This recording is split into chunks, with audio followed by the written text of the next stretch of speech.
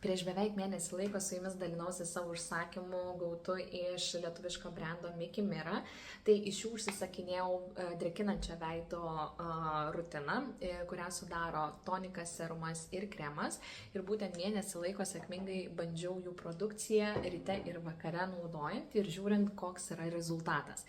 Tai visų pirma, įsivedžiau itin gerus būtent veido drėkinimo įpročius ir dabar jau net neįsivaizduoju dienos be Miki Mira produkcijos.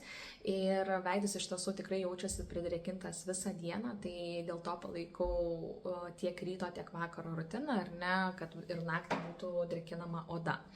Ir lygiai taip pat jaučiu būtent, kad oda yra elastingesnė, taip pat, kadangi sudėtyje yra hialuronas, tai šiek tiek ir jaučiu tokį veido patempimą. Ir labai didelis pliusas, kad būtent produktai naudojasi labai skalsiai, tai beveik mėnesį laiko naudoju produktus ir atrodo tikrai mažai nusinaudojo. Ir šiaip jie neturi kažkokio specifinio kvapo, tai tinka galbūt kas yra jautresni kvapam, tai nedirgina odos, kažkokio šalutinio poveikio nepajutau ir kaip tik matau tik tai didelį pliusą, kad jinai yra pridrėkinta.